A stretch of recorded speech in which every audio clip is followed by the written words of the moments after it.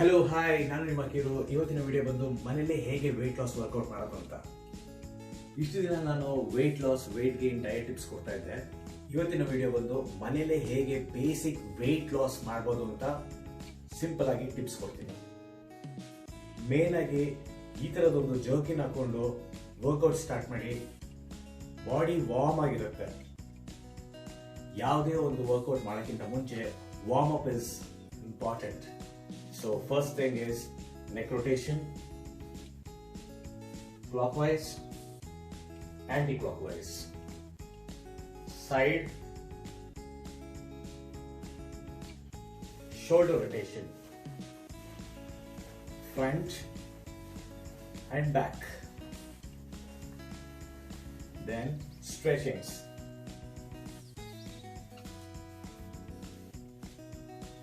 Then twist.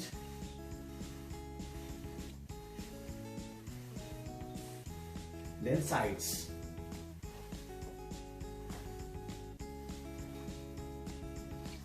Hip rotation. Clockwise and anti-clockwise. Then front stretch.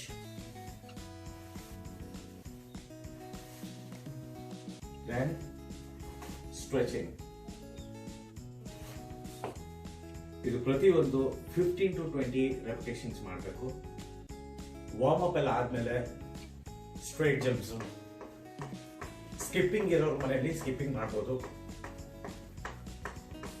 Next side jumps. Next front jumps. ಇದೆಲ್ಲಾನು each 50 counts 3 sets ಬರಲಿ.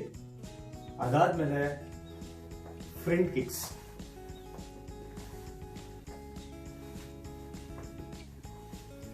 Front kicks ಆದ್ಮೇಲೆ side kicks.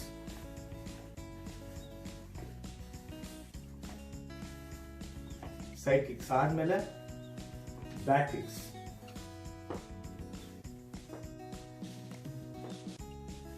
ಇದೆಲ್ಲನೂ 23 to 4 sets ಮಾಡಿ.